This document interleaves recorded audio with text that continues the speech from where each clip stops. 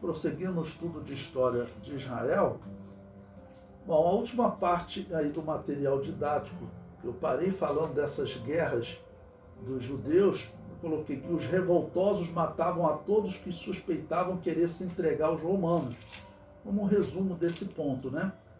Com a aproximação do exército de Tito, os revoltosos que lutavam entre si decidiram se unir para combater Tito. Conseguiram algumas pequenas vitórias, mas o cerco só aumentava. Então o cerco foi aumentando, porque, claro, uma guerra é algo longo.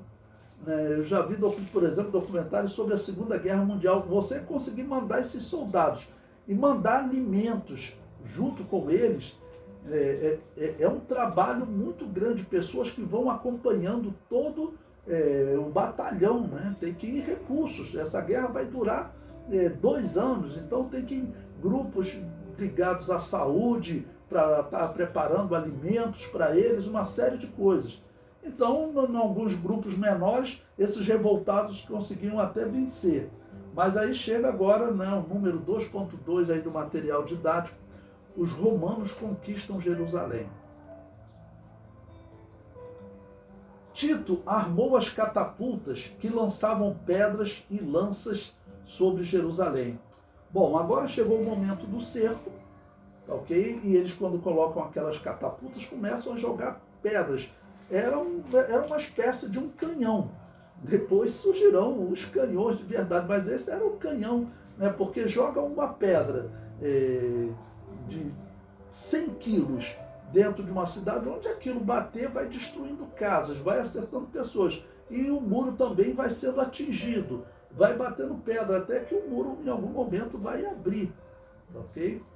Então Flávio Joséfo, ele relata esse momento. Lembre-se que Flávio Joséfo já foi solto, né? E ele vai estar participando do cerco, ele vai estar como uma testemunha ocular nesse momento.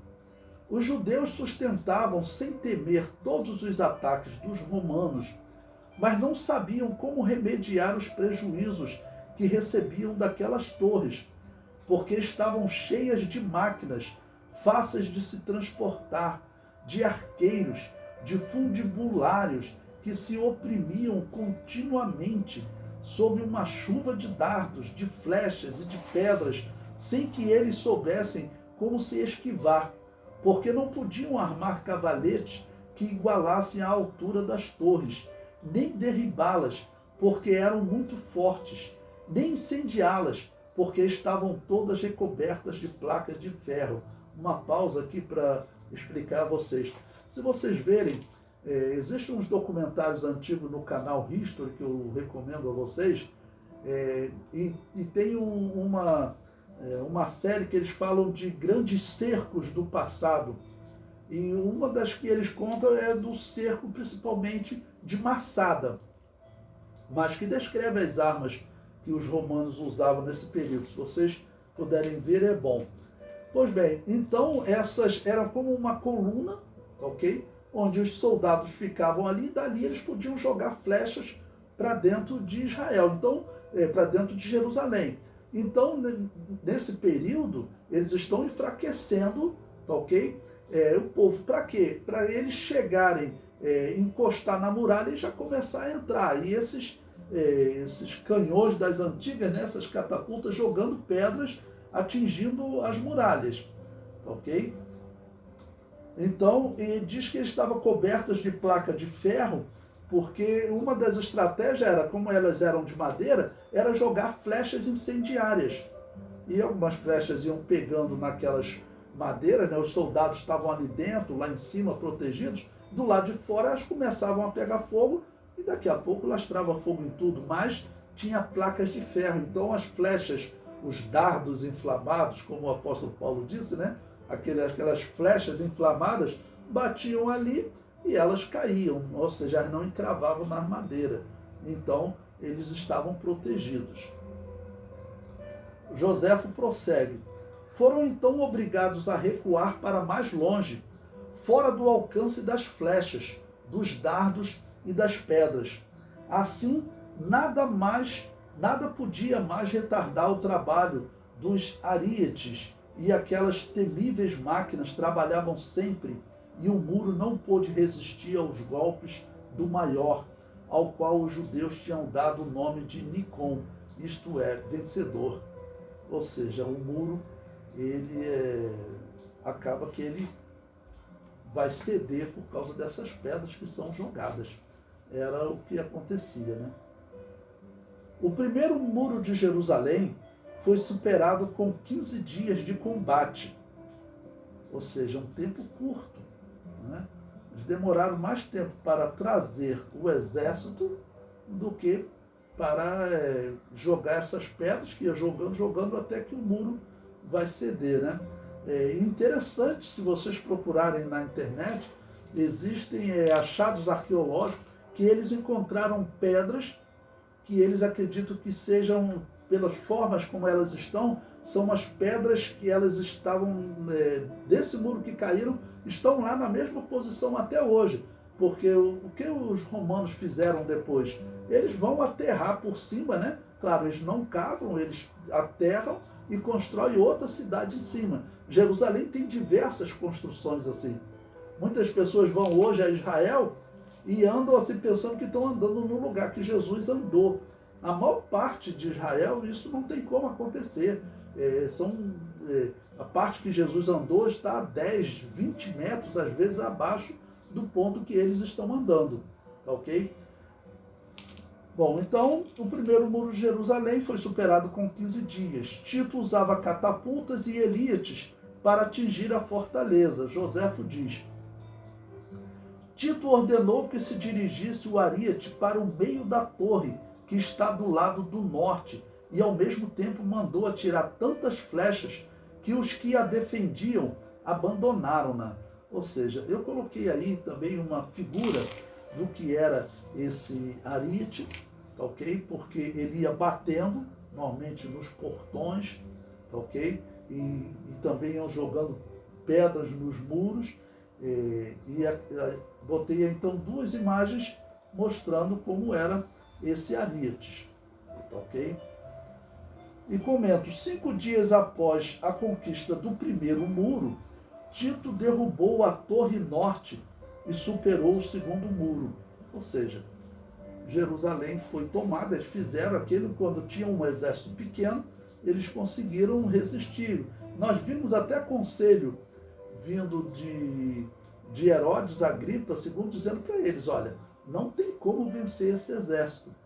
E realmente, humanamente falando, não tinha como. Parece que eles acreditavam em Deus, de Deus fazer um milagre, tá ok? Como fez no Antigo Testamento, nos dias de Ezequias, Deus enviar o seu anjo. Só que esses homens estavam vivendo uma situação completamente diferente dos dias de Ezequias, tá bom? Nos dias de Ezequias havia um rei que temia a Deus, um profeta, havia mais temor no meio do povo, e nesse período eles estavam mais desviados, ou seja, uma quantidade maior do povo havia abandonado a Deus, e principalmente a liderança. Se você tem um rei que nem judeu porque o último rei, Herodes Agripa II, né, ele deixa de ser rei, agora também a dinastia de Herodes morre com essa revolta e esse fim de Jerusalém também, né? Então Joséfo ainda relata como ele superou o segundo muro.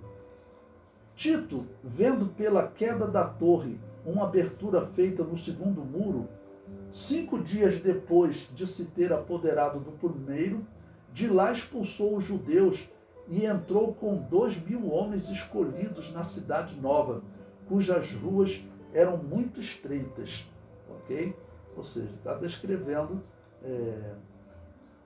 como foi a invasão. Coloquei aí também no material didático uma catapulta, tá bom? Que lançava aquelas pedras que vão atingindo o muro até que chega uma hora que o muro acaba por cair. E comento. Flávio Joséfo acompanhava Tito na investida contra Jerusalém, e é bem provável que este tenha influenciado para que o sofrimento do povo fosse menor. Ele vai tentar negociar, né? Vai tentar negociar, mas os revoltosos que estão dentro de Jerusalém eles sabem que não adianta negociar. Não adianta negociar porque Tito vai fazer uma grande matança, né? Já que esses revoltosos tinham matado os romanos. Joséfo então diz: o príncipe mostrou desaprovar o ato e disse a Joséfo, que estava perto dele, que lhe fosse tocar a mão como penhor de sua palavra. Assim proibiu absolutamente que se matassem os prisioneiros e se incendiassem as casas. Permitiu aos sediosos, se não queriam paz, que saíssem com faculdade de poder continuar a guerra, contanto que não fizesse mal algum ao povo. A este prometeu deixá-lo no gozo pacífico de seus bens, porque ele queria conservar a cidade para o império e o templo para a cidade. Ou seja, Joséfo diz que havia realmente um sentimento em Tito até de proteger a cidade, guardar a cidade de uma destruição. Eles iriam se apoderar da riqueza, isso era o normal, né? Eles iriam se apoderar da riqueza, mas manter a cidade de uma certa maneira, eles acreditavam que mantinha a possibilidade deles terem uma riqueza com a cidade de pé. Mas senão eles vão realmente destruir a cidade, né? Ok? Bom, coloquei aí também uma ilustração para vocês, é um quadro, uma pintura, que ilustra a tomada de Jerusalém, como eles faziam, né? Normalmente jogando aquelas pedras até que o muro vai cedendo. Ali na ilustração o muro está exatamente caindo, você vê umas poeiras em volta dele, ok? E o comentário prossegue. Tito fez uso da influência de Joséfo para propor a paz e a rendição dos revoltosos. Veja o que ele diz. Depois desta ordem, Joséfo escolheu um lugar apropriado, bem alto, fora do alcance dos dardos, de onde os judeus pudessem ouvi-lo. Exortou-os então a ter compaixão de si mesmo, do povo, do templo e de sua pátria. Disse-lhes que era estranho que eles fossem mais obstinados consigo mesmos do que os estrangeiros, que os romanos, sendo tão religiosos, que respeitam mesmo entre os inimigos as coisas tidas como santas, com quanto mais forte razão aqueles que tinham sido instruídos desde sua infância a respeitá-las, deviam empregar todas as suas forças de cuidar de sua conservação e não de trabalhar para sua ruína. Uma pausa aqui, ele está dizendo o seguinte: olha, os romanos respeitam os deuses. Quando eles invadem, tomam uma cidade, eles não destroem os templos, não destroem a religião. Mas se vocês se revoltarem, aí eles vão destruir. Então, vocês, para proteger o templo, é melhor se render.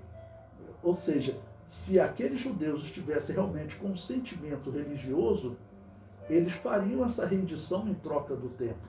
Ainda que eles então até fizessem aquele processo que eles dizem, não estou dizendo que concordo ou discordo, da santificação do nome de Deus, ou seja, de tirar a vida, tá ok? Mas eles acabarem com a revolta para proteger o templo. Mas o que ocorre? Será que os judeus eram donos dessa decisão nesse momento? Esses homens estavam separados de Deus.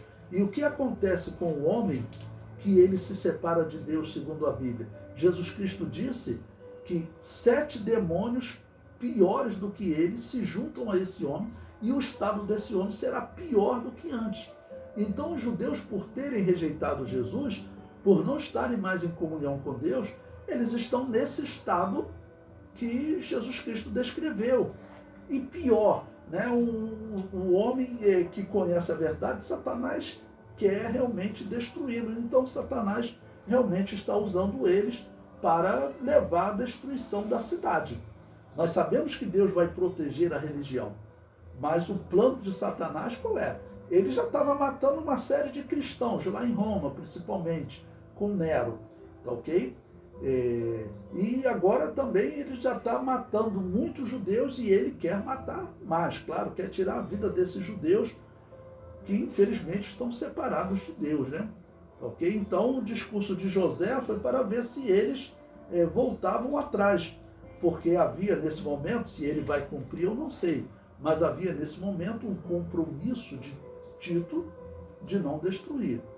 Joséfo conclui que as mais fortes de suas muralhas estavam destruídas, restando-lhes apenas uma, a mais fraca de todas. Era-lhes fácil ver que não poderiam resistir mais ao poder dos romanos. Ou seja, o Estado é realmente de destruição. Vocês serão vencidos. Se as maiores muralhas caíram, agora tem a menor muralha, essa vai ser vencida ainda mais facilmente. Ok? Então, eles estando, se eles estivessem numa situação normal, eles talvez se rendessem, mas eles mantêm a luta e então vai se tornar, infelizmente, um massacre ainda maior. Ok? Bom, o comentário prossegue. Muitos dos revoltosos não aceitaram as palavras de Joséfo. Lançaram-lhe dardos, outros zombavam. Joséfo reforçou o discurso, relatando situações do Antigo Testamento e como Deus deu vitória nos dias de Abraão, do Êxodo, dos filisteus, quando tomaram a arca, quando o anjo livrou Israel das mãos de Senaqueribe, quando Deus usou Ciro para dar fim ao cativeiro babilônio. Joséfo concluiu seu discurso com muitas lágrimas, mas não convenceu os revoltosos a fazer uma aliança de paz, se rendendo. O cerco prosseguia, a fome era tão grande entre o povo de Jerusalém. Então, quer dizer, eles não se rendem, então o cerco vai prosseguir, vai continuar os ataques, né? E, infelizmente, eles vão ter um sofrimento ainda maior. O próprio Flávio Joséfo relata esse momento. Ele diz: era igualmente perigoso para os ricos ficar ou fugir, porque era suficiente possuir bens para ser assassinado. Entretanto, a carestia, crescendo sempre, fazia crescer também o furor dos revoltosos. E à medida que se avançava, mais esses dois males juntos produziam terríveis efeitos. Como não havia mais trigo, esses inimigos da pátria que tinham acendido o fogo da guerra entravam à força nas casas para procurá-lo. E se o encontravam, acusavam-nos de o ter ocultado, maltratavam-nos, fazendo-os sofrer, para obrigá-los a lhes revelar o esconderijo. E era suficiente proceder bem, para logo ser tido como culpado desse pretenso crime. Uma pausa aqui para podermos explicar isso. Então, a comida dentro da cidade está acabando, né? Todas as reservas que tinham, né, em locais não se vendia mais nada. Então, agora, os revoltosos estão atacando as casas. Alguma casa de rico que tinha algum celeiro maior, algum local maior, eles serão atacados. Ok? Joséfo prossegue. Aqueles que estavam reduzidos ao extremo, eles deixavam-nos morrer de fome, poupando a si mesmo o trabalho de matá-los. Vários ricos venderam secretamente todos os seus bens por uma medida de trigo, e os mais desprendidos por apenas uma medida de cevada. Bom, olha que coisa que acontece aqui, né? Eles estavam morrendo de fome e agora não podiam mais sair da cidade porque não havia rendição.